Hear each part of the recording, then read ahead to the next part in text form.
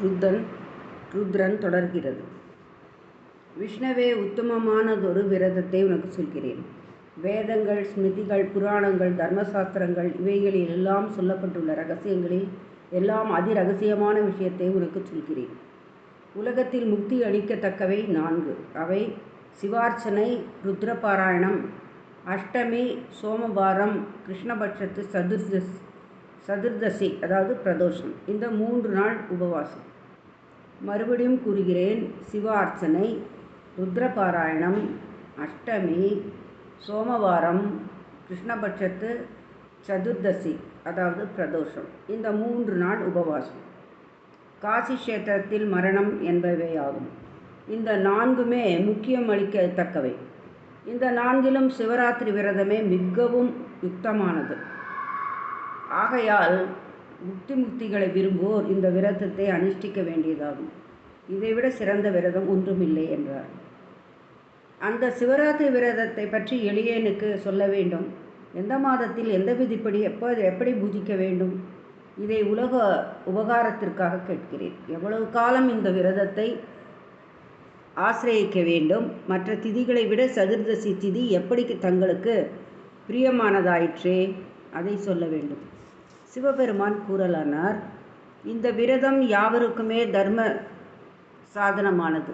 4 வருடத்தினரும், பிரம்மச்சாரி முதலிய ஆசிரமத்தினரும், மங்கையும் குழந்தைகளும் இந்த விரதத்தை அனுஷ்டிக்கலாம்.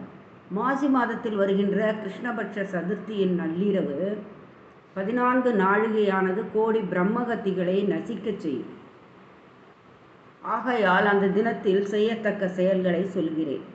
அன்று விடியற் காலையில் எழுந்து மகிழ்ச்சியுடன் மானுட பிறவி எடுத்தல் அரிது. அது துக்கமுடையதும் சாரமற்றதுமாக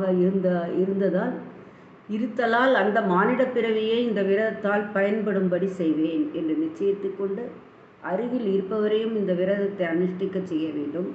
பிறகு பல் துலக்கி புண்ணிய தீர்த்தத்தில் தேசகால விரோதமின்றி ஸ்நானம் செய்து நித்திய கர்மானுஷ்டங்களை முடித்து நைமித்தியானுஷ்டானம் செய்ய தூங்க வேண்டும். சிவாலயத்திலிருந்து எந்த காரியத்தை செய்வதானாலும் ஒன்று அனந்தமாகும். ஆகையால் சிவ சன்னிதானத்திலிருந்து வழக்கப்படி சிவபூஜை முடித்து வணங்கி, வாமதேவா சதாசிவா நீலகண்டா, உமது கருணையினால் சிவராத்திரி விரதத்தை அனுஷ்டிக்க வேண்டும் என்று இச்சை கொண்டேன். ஆயினும் அது விக்னமின்றி முடியும்படி இந்த விரதம் முடியும் வரை காமம் முதலியவைகள் என்னை துன்புறுத்தாமலும், துஷ்டர்களும் வார்த்தையாடல், அசுத்தர்களை ஸ்பரித்தல், ஐம்புலன் வழி மனத்தை செலுத்துதல், ஜலபானம் செய்தல் முதலியன விலகவும் அனுகிரகம் செய்ய வேண்டும் என்று வேண்டிக் கொண்டு பிறகு பூஜா திரவியங்களை சேகரித்து கொள்ள வேண்டும். தன் வாசஸ்தலத்துக்கு அருகே எந்த சிவலிங்க மூர்த்தம் பிரசித்தமாகவும் புண்ணியகரமாகவும் பூஜிக்கத்தக்கதாகவும் இருக்கிறதோ அந்த சிவலிங்கத்திற்கு அருகே சென்று அந்த பார்த்திவ லிங்கத்தின் தென் திசையிலாவது மேலை திசையில் பூஜிப்பதற்கு தக்க இடத்தை நிச்சயித்து கொண்டு தான் சேகரித்த பூஜை பொருள்களை எடுத்து வைத்து கொள்ள வேண்டும். மீண்டும் இந்த திருக்கோயிலிலேயே விதிப்படி ஸ்நானம் செய்து தூய்மையாக துவைத்து உலர்த்திய ஆடைகளை தரித்து மும்முறை ஆசமனம் செய்து பூஜையை ஆரம்பிக்க வேண்டும். முதலில் அசுர லிங்கமான அந்த பார்த்திவ லிங்கத்திற்கு மந்திரபூர்வமான உபசாரத்துடன் பூஜை செய்வித்தல் வேண்டும். மந்திரமில்லாமல் பூஜிக்கக்கூடாது.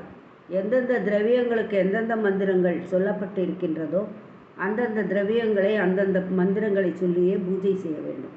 பிறகு கீதம், நிருத்தியம், வாத்தியம் இவற்றை பக்தியுடன் சமர்ப்பிக்க வேண்டும்.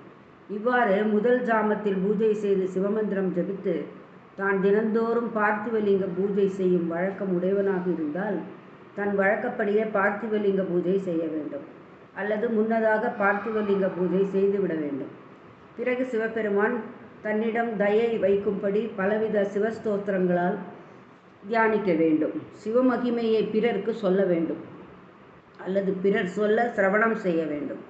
இவ்வாறு 4 ஜாமங்களிலும் 4 பார்த்திவ லிங்கங்களை செய்து ஆவாகனாதி விசர்ஜனாதி பூஜைகளை செய்து முடித்து ஸ்தாபித லிங்கத்தையும் பூஜை செய்வித்து நித்திரை இல்லாமல் உற்சவம் முதலிய சிவ பணிவிடைகளை செய்து கொண்டே விழித்திருந்து இரவை கழித்து விடியும் முன்பு மீண்டும் ஸ்தாபித லிங்கத்திற்கு பூஜை செய்வித்து ஸ்நானம் செய்து சந்தியாவந்தனம் முதலியவற்றை முடித்து, எம்பெருமானே, உன் கிருபையால் நான் ஆசிரயித்து சிவராத்திரி விரதத்தை முடித்தேன்.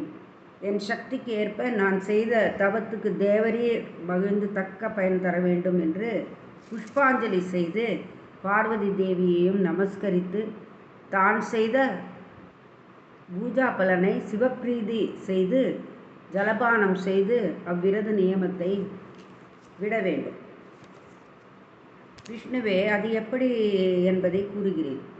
யாமங்கள் நான்கிலும் தன் மனத்தில் உள்ள கோரிக்கையை சேர்த்து அத்தியாதி பிரயோசமாகிய சங்கல்பம் செய்து ஸ்தாபித லிங்கத்தையும் பார்த்திவ லிங்கத்தையும் பக்தியோடு பூஜிக்க வேண்டும். பால், தயிர், நெய், தேன், சர்க்கரை முதலியவற்றால் அவ்வவற்றிற்குரிய மந்திரங்களை கூறி அபிஷேகம் செய்ய வேண்டும். பிறகு உலர்ந்த வஸ்திரத்தால் சிவலிங்க மூர்த்தியை உபசாரமாக ஒற்றி சுகந்த பரிமள சந்தனம் சாத்தி முதல் ஜாமத்தில் அரிசி அட்சதையும், இரண்டாவது ஜாமத்தில் யவை அட்சதையையும், மூன்றாவது ஜாமத்தில் கோதுமை அட்சதையையும், நான்காம் ஜாமத்தில் அரிசி, உளுந்து, பயிறு, திணை அல்லது 7 விதமான தானிய அட்சதையையும் சமர்ப்பிக்கவும்.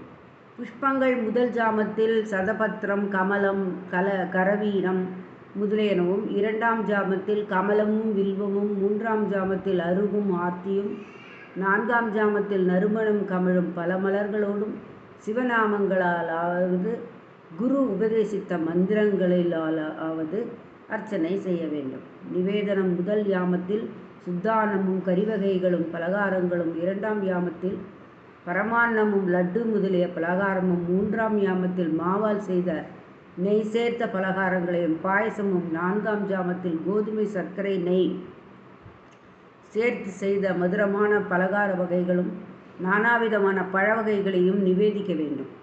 முதல் யாமத்தில் வில்வப்பழத்தையும், இரண்டாம் யாமத்தில் பலாப்பழத்தையும், மூன்றாம் யாமத்தில் மாதுளம்பழத்தையும், நான்காம் யாமத்தில் பலவித பழங்களையும் சமர்ப்பிக்கலாம்.